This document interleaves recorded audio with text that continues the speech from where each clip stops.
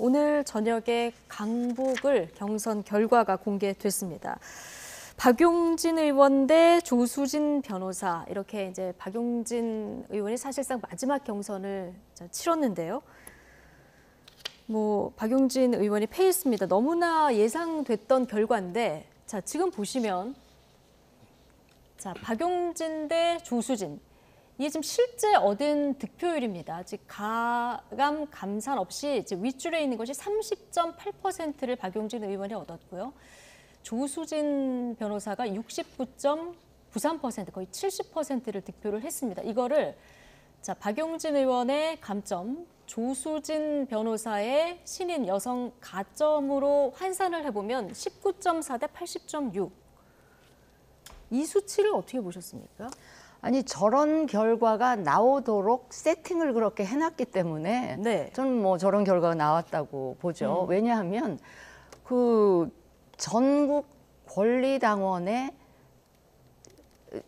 권리당원들에게 투표권을 준 거예요. 그리고 네. 그중에 이제 그거를 70%를 반영을 했다는 거죠. 그러니까 그 민주당이 5대5, 민심 당심 5대5로 하는데 그 50%의 당심에 해당되는 부분을 전국의 권리당원으로 하여금 투표하게 해서 그걸 70%를 반영하고 나머지 30%는 강북 을에 거주하는 권리당원 표, 이렇게 한 것 같아요. 그런데 강북 을에 후보를 뽑는데 전국에 있는 권리당원의 의사를 물을 이유가 있나요?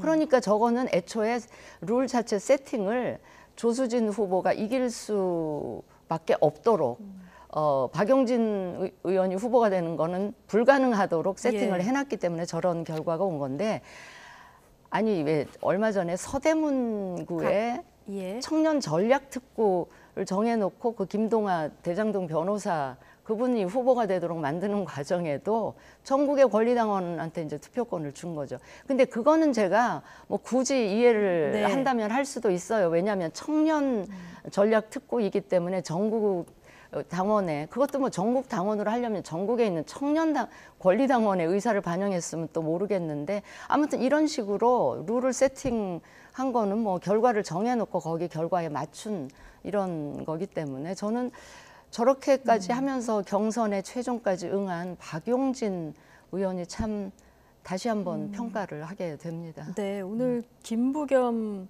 공동선대위원장도 박용진 의원에 고맙다, 오전에 이런 얘기를 하기도 했는데, 자, 이 득표율이 사실은 권리당원 100%인데 그 지역 권리당원 30%, 그리고 전국 권리당원이 70%죠. 자, 오늘 이 결과를 봤을 때는 어쨌든 적어도 권리당원만은 지금 뭉치고 있다.